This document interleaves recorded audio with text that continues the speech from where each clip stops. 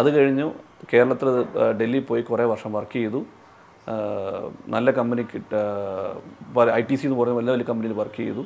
അവിടെ തന്നെ ഡൽഹി ചെന്ന ഉടനെ തന്നെ എത്ര നാൾ ഡൽഹിയിൽ അപരിചിതമായ ഒരു സ്ഥലം, ഭാഷ, സംസ്കാരം ഒരു വളരെ വ്യത്യസ്തമാണ്. നമ്മളെ കേരളം പോലെയാണ്. പ്രത്യേകിച്ച് നമ്മൾ ഏറ്റവും കൂടുതൽ ബുദ്ധിമുട്ടുന്ന ഫുഡിനാണ്.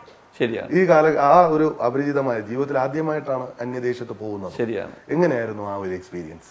അത് ആദ്യത്തെ ഒരു 6-7 വർഷം എന്ന് പറഞ്ഞാൽ ഞങ്ങൾ 4 പേരും മാത്രം ഒരേ റൂമിലാണ് താമസിക്കുന്നത്. 2 പേര് കാലത്ത് കുക്ക് ചെയ്യണം, വൈകുന്നേരം 2 പേര് കുക്ക് ചെയ്യണം. അങ്ങനെയാണ് നമ്മുടെ ടേംസ് പോലെ ഇട്ട് പോകുന്നത്. ചില ദിവസം ഞാൻ വരാൻ പറ്റത്തില്ല, ഞാൻ മാത്രമാണ് പ്രൈവറ്റിൽ വർക്ക് ചെയ്യുന്നത്, ബാക്കി 3 പേരും ഗവൺമെൻറ്റിലാണ് വർക്ക് ചെയ്യുന്നത്. അപ്പോൾ വൈകുന്നേരം വരാതാകുമ്പോൾ എൻ്റെ ഈ സുഹൃത്ത് പുള്ളി എൻ്റെ ഉത്തരവാദിത്തം എടുത്തിട്ട് പുള്ളി എന്നെ കുക്ക് ചെയ്യും, ലക്ഷ്മി വരാൻ കുക്ക് ചെയ്യും. പുള്ളി നല്ല കുക്കാവാൻ തുടങ്ങി, നല്ല ശാപ്പാടുണ്ടാക്കും. അങ്ങനെ ഞാൻ വളരെ മെലിഞ്ഞിരുന്ന ഒരാൾ തടി വയ്ക്കാൻ തുടങ്ങി. അതിന് കാരണം ലക്ഷ്മി വരാൻ തന്നെയാണ്. ഇപ്പോഴും ലക്ഷ്മി വരാഹൻ ഡൽഹി തന്നെയാണ്? അല്ല, പുള്ളി തിരിച്ച് ഡൽഹി, ബാംഗ്ലൂർ, ട്രിവാൻഡ്രം വന്നിട്ടുണ്ട്. ട്രിവാൻഡ്രത്ത് തന്നെ പുള്ളി ജോലി ചെയ്യാണ്. അവിടെ ഓറിയന്റൽ ബാങ്ക് ഓഫ് കോമേഴ്സിൽ വർക്ക് ചെയ്യാണ്.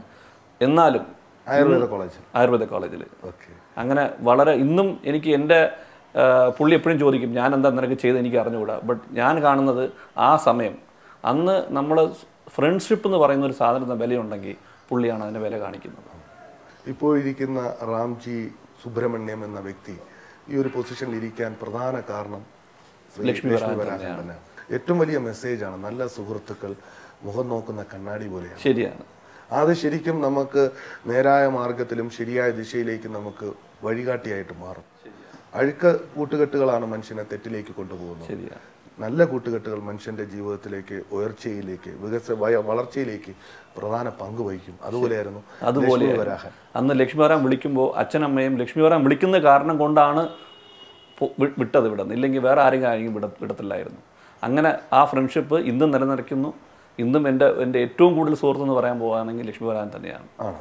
അതാണ് അത് നമ്മൾ പൈസ കൊണ്ട് മാത്രം ഒരു വില വരുന്നല്ല ഇവിടെ വരുന്നത് റിലേഷൻഷിപ്പാണ്.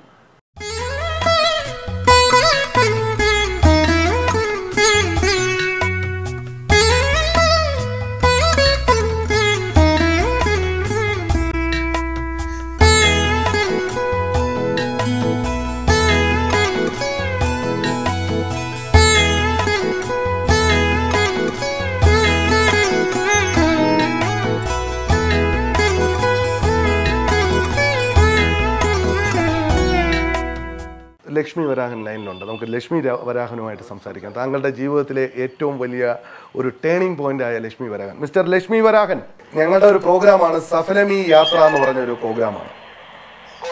സഫലമായ ജീവിതയാത്ര നയിക്കുന്ന മറുനാടൻ മലയാളികളെ കുറിച്ചുള്ള ഒരു പ്രോഗ്രാമാണ്. ഒരു സുഹൃത്ത് ബന്ധം ജീവിതത്തിലെ നല്ല വഴികാട്ടിയാണ്. നല്ല സുഹൃത്തുക്കൾ. എത്രത്തോളമാണ് നമ്മളെ റാംജി സുബ്രഹ്മണ്യം എന്ന ഒരു എന്റർപ്രണറെ താങ്കൾ നോക്കിക്കാണുന്നത്?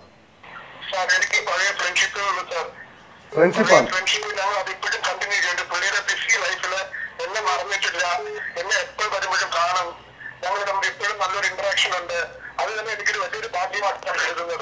ഇന്ന് ജീവിതത്തിൽ ഏറ്റവും കൂടുതൽ ആ സുഹൃത്ത് ബന്ധം ഒരിക്കലും തെറ്റാതെ നിൽക്കുന്നു എന്നുള്ളതാണ് ഏറ്റവും വലിയ കാര്യം. മിസ്റ്റർ ലക്ഷ്മി വരാഹൻ എന്ത് ചെയ്യുന്നു? ഏത് ബാങ്കിലാണ്? ഓക്കെ. ട്രിവാൻഡ്രത്ത് തന്നെയാണ് സ്വദേശം? ഞാൻ ഡൽഹിയിൽ പോയത് 1987 അവിടെ പോയപ്പോൾ തന്നെ എനിക്കൊരു ലോൺലിനെസ് ആയിരുന്നു. അപ്പൊ എന്റെ ഒരു വലിയൊരു സുഹൃത്തായിരുന്നു റാംജി. അപ്പൊ അയാൾ ട്രിവാൻഡ്രത്തിലായിരുന്നു. അപ്പൊ പുള്ളിയെ ഞാൻ പറഞ്ഞു ഇവിടെ വന്നാൽ നല്ല ഓപ്പർച്യൂണിറ്റി ഉണ്ട്. അങ്ങനെ പറഞ്ഞു. പുള്ളി വന്നു. പുള്ളി സ്വയം കണ്ടുപിടിച്ച ജോലികളാണ്. എനിക്കത് ഒരു പങ്കുമില്ല. പുള്ളിയായിട്ട് ഞാൻ ക്ഷണിച്ചെന്ന് മാത്രമേ ഉള്ളൂ. പുള്ളി അങ്ങനെ വന്നു. പുള്ളി ഭയങ്കര അംബീഷ്യസ് ആണ്. ആദ്യം തന്നെ മെട്രാഡിയിൽ ഭയങ്കര ഓടിയിട്ടായിരുന്നു. അതുമാത്രമല്ല ഇന്നും ആ സുഹൃത്ത് ബന്ധം ഒരു പോറൽ പോലും ഏൽക്കാതെ കാത്തു സൂക്ഷിക്കുന്ന ഒരു വലിയ മനസ്സിന്റെ ഉടമയാണ് ശ്രീ റാംജി സുബ്രഹ്മണ്യം. അതാണ് സാർ. എന്നെ എപ്പോ വന്നാലും കാണും. പുള്ളിക്ക് മറ്റേ എന്നെ കാണുമ്പോ ഉണ്ടല്ലോ പുള്ളിയുടെ ലൈഫ് സ്റ്റൈലൊക്കെ വേറെയാണ്. പക്ഷെ നമ്മൾ കാണുമ്പോൾ നമ്മൾ പഴയ സുഹൃത്താറുണ്ട്. നമ്മുടെ ഒരു 30 വർഷത്തെ പഴക്കം. അതുപോലെ നമ്മൾ നമ്മുടെ ഫ്രണ്ട്സിനെ കാണുന്ന പോലെ അങ്ങനെ തന്നെ ഞങ്ങൾ ഡീൽ ചെയ്തുകൊണ്ടിരുന്നു. ഓക്കെ, വളരെ സന്തോഷം. Thank you sir. Thank you very much. Sree Lakshmi വരാഹനുമായിട്ടുള്ള സംഭാഷണം ജീവിതത്തിൽ ഏറ്റവും കൂടുതൽ നമുക്ക് മനസ്സിലാക്കാൻ കഴിഞ്ഞ ഒരു പാഠം എന്ന് പറഞ്ഞു കഴിഞ്ഞാൽ റാംജി സുബ്രഹ്മണ്യത്തെക്കുറിച്ച് അദ്ദേഹം പറഞ്ഞ ഏറ്റവും വലിയ ക്വാളിറ്റി നമ്മൾ എവിടെ ഉന്നതിയിൽ എത്തുമ്പോഴും ഉയരങ്ങളിൽ എത്തുമ്പോഴും ആ സുഹൃത്ത് ബന്ധത്തിൻ്റെ ഒരു വിള്ളൽ പോലും ഇല്ലാതെ ഇന്നും അത് കീപ്പപ്പ് ചെയ്യുന്നു എന്നുള്ളതാണ്. വളരെ വളരെ ക്ലോസ് ആണ് ഞങ്ങൾ രണ്ടുപേരും. ഇന്നും ഞങ്ങൾ പേഴ്സണൽ ലൈഫിൽ എന്തൊക്കെ പ്രോബ്ലംസ് ഉണ്ടോ ഞാൻ ഒരാളോട് സംസാരിക്കാൻ പറ്റുന്ന ഒരു ആളെന്ന് പറയുന്നത് ലക്ഷ്മി വരാഹൻ മാത്രമാണ്. ഇത്രയും ഞാൻ ബിസിനസ്സിൽ വലുതായാലും എൻ്റെ ലൈഫിൽ ഫ്രണ്ട്ഷിപ്പ് എന്ന് പറയുന്നത് പുള്ളി ഒരു മാത്രമാണ്. അവിടെ നിന്ന് ജോലി എത്ര വർഷം ഉണ്ടായിരുന്നു ഡൽഹിയിൽ? ഡൽഹിയിൽ ഞാൻ ആദ്യം വർക്ക് ചെയ്ത് ഒരു കമ്പനിയിൽ 4 വർഷം വർക്ക് ചെയ്തു. പിന്നെ ഏത് കമ്പനിയായിരുന്നു? ITCയിലായിരുന്നു. ITCയിൽ 4.5 വർഷം വർക്ക് ചെയ്തു. അപ്പോൾ ലക്ഷ്മി വരാഹനെ ട്രാൻസ്ഫർ കിട്ടി, തിരിച്ച് ട്രിവാൻഡ്രത്തേക്ക് വന്നു. പുള്ളിൻ്റെ ഏട്ടനും അവരും ട്രാൻസ്ഫർ ചെയ്ത് തിരിച്ചു പോയി. അപ്പോൾ ഞാൻ ഒറ്റയായിപ്പോയി. അപ്പോഴാണ് ഞാൻ കല്യാണം നോക്കാൻ തീരുമാനിച്ചത്. വലിയ വയസ്സായിട്ടില്ല, അന്ന് 24-25 വയസ്സായേ ഉള്ളൂ. അതായത് ഒരു മോനും അച്ഛനോട് അമ്മയോട് പോയിട്ട് കല്യാണം കഴിക്കണമെന്ന് പറയത്തില്ല, ബട്ട് ഞാൻ അത് കഴിക്കണമെന്ന് ഞാൻ തന്നെ പറഞ്ഞു.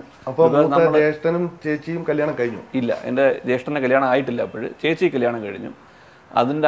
നമ്മൾ ഒറ്റയ്ക്ക് താമസിക്കുന്ന വലിയ ബുദ്ധിമുട്ടാണ് ഡൽഹിയിൽ ഒരു സാഹചര്യത്തിൽ. അപ്പോൾ ശരിക്കും നമ്മൾ ഒരാൾ പോയി വീട്ടിൽ മാതാപിതാക്കളോട് എനിക്ക് കല്യാണം കഴിക്കണം എന്ന് പറയുമ്പോൾ ഒരു ജീവിത സഖിയെ നമ്മൾ നേരത്തെ കണ്ടുവച്ചിട്ടുണ്ടാവും?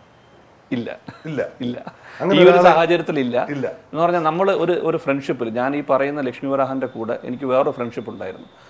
വേറെന്ന് പറഞ്ഞാൽ ഞങ്ങൾ പറയുന്നത് പത്തൂന്ന് ഞങ്ങൾ വിളിക്കും. പുള്ളി ഞങ്ങളവിടെ വളരെ സീനിയറാണ്. അപ്പോൾ ഞങ്ങൾ ഇങ്ങനെ ഒരു 3 പേര് ചേർന്ന് ഒരു ഡിസിഷൻ എടുത്തിട്ടുണ്ടായിരുന്നു. അതായത് കല്യാണം കഴിക്കുകയാണെങ്കിൽ ഏത് പെണ്ണിനെ ആദ്യം കാണാൻ പോകുന്നു ആ പെണ്ണിനെ ആയിരിക്കും നമ്മൾ യെസ് പറയേണ്ടത്. എന്തിനാന്ന് പറഞ്ഞു കഴിയുമ്പോൾ നമ്മൾ റിവേഴ്സ് ചെയ്ത് കഴിയുമ്പോൾ നമ്മുടെ ലൈഫ് റിവേഴ്സ് ചെയ്യുകയാണെങ്കിൽ നമ്മളൊരു പെണ്ണിനെ കണ്ടു കഴിഞ്ഞിട്ട് നമ്മൾ വേണ്ടെന്ന് പറയുകയാണെങ്കിൽ ആ പെണ്ണിന് എന്ത് ഫീലിംഗ് കിട്ടുമോ ആ ഫീലിംഗ് ആയിരിക്കും നമ്മൾ ആ പെണ്ണ് വേണ്ടെന്ന് പറഞ്ഞു കഴിഞ്ഞാലും കിട്ടുന്നത്, അല്ലേ? അതുകൊണ്ട് ആദ്യം നമ്മൾ കാണുന്ന പെൺകുട്ടിയെ യെസ് പറയണം, ഇഷ്ടമാണെന്ന് പറയണം. ഒന്ന്.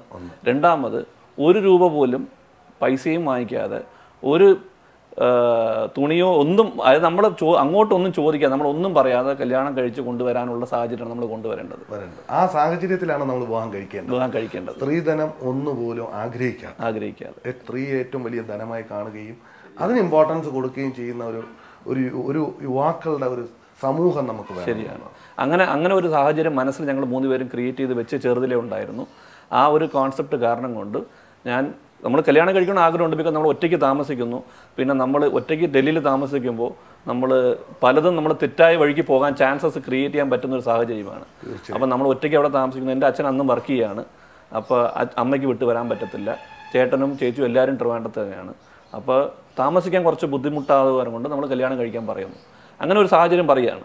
അപ്പം അങ്ങനെ പറഞ്ഞാണ് ഞാൻ എൻ്റെ വൈഫിനെ കാണാൻ പോകുന്നത്. എവിടെ വെച്ചായിരുന്നു? ഡൽഹി തന്നെ വെച്ച് കാണാൻ പോകുന്നത്. അപ്പം നമ്മളിതിൽ കുറേ ജാതകമൊക്കെ നമ്മൾ ഡെപ്തായിട്ട് നോക്കുന്ന ആൾക്കാരാണ്. അച്ഛൻ പക്കാവായിട്ട് നോക്കി ജാതകം ചേർന്ന് 2 പെണ്ണുങ്ങളുണ്ടായിരുന്നു. അന്ന് ഞാൻ ആക്ച്വലി 2 പെണ്ണുങ്ങളെ കാണാൻ പോകാനുള്ള തീരുമാനത്തിലാണ് ഇറങ്ങിയത്. കാലത്ത് ഞങ്ങൾ ആദ്യം എൻ്റെ വൈഫിനെ 2 പേരെ കാണുകയാണ്. അപ്പൊ ആദ്യം കാണുന്ന പോളിസി മനസ്സിൽ കിടക്കുകയാണ്. കാരണം എന്ന് വെച്ചാൽ ആദ്യം കാണുന്ന പെൺകുട്ടിയെ നമ്മൾ അവിടെ യെസ് പറയുകയും വേണം. അപ്പൊ അത് വലിയൊരു ബുദ്ധിമുട്ടായ ഒരു സാഹചര്യമായിരുന്നു. എന്നിട്ട് എല്ലാം മനസ്സ് വെച്ച് കാണാൻ പോയി ആദ്യം എൻ്റെ വൈഫിനെ കാണുന്നു. അന്ന് കണ്ട് അപ്പം തന്നെ യെസ് പറയുന്നു. അതിൻ്റെ ഉച്ചയ്ക്ക് ഒരു 2 മണിക്ക് ശേഷം അവരുടെ 2ാമത് പെണ്ണിൻ്റെ വീട്ടിൽ നിന്ന് ഭയങ്കര വിളിയായിരുന്നു, ഞങ്ങൾ വരുന്നില്ലെന്ന് പറഞ്ഞു. അപ്പോൾ അവർ വിചാരിച്ച് ഞങ്ങൾ എന്തോ തെറ്റായ വഴിക്ക് നമ്മൾ പോയത് കാരണം കൊണ്ടാണ് അവർ വിചാരിച്ചുകൊണ്ടിരുന്നത്. പിന്നെ ലേറ്റർ ഓൺ നമ്മൾ പറഞ്ഞ് മനസ്സിലാക്കി. ബട്ട് നമ്മൾ ഇന്ന് ആദ്യം കണ്ട പെണ്ണ് ഒരു പൈസയും ഞാൻ വാങ്ങിക്കാൻ പാടില്ലെന്ന് പറഞ്ഞൊരു സിസ്റ്റത്തിൽ തന്നെ നമ്മൾ ഓടിച്ചത്. നമ്മുടെ സുഹൃത്തുക്കളുമായിട്ട് നമ്മുടെ ഭാവിയെ മെനഞ്ഞെടുത്ത സ്വപ്നം നമ്മള് സുഹൃത്തുക്കളുമായിട്ട് നമ്മൾ ഷെയർ ചെയ്യാറുണ്ട്. നമ്മളെ ഇനി ഫ്യൂച്ചർ നമ്മൾ എന്ത് ചെയ്യും, ഫ്യൂച്ചറിൽ നമ്മുടെ കല്യാണം കഴിക്കുമ്പോൾ എങ്ങനെ ആയിരിക്കണം എന്ന് നമ്മൾ കൂട്ടുകാരുമായിട്ട് ഇരുന്ന് ചർച്ച ചെയ്യുന്ന ആ വിഷയം നമ്മുടെ ജീവിതത്തിലേക്ക് ഇംപ്ലിമെന്റ് ചെയ്യും. അതാണ് നമ്മുടെ വിജയം. കാരണം നമ്മൾ ആദ്യമായി കാണുന്ന ആ പെൺകുട്ടിയെ നമ്മുടെ ജീവിത സഖിയാക്കുന്നു. 1 രൂപ പോലും സ്ത്രീധനം ഇല്ലാതെ വിവാഹം കഴിക്കുന്നു. ഈ 2 കാര്യം ജീവിതത്തിലേക്ക് കൊണ്ടുവരുന്നു.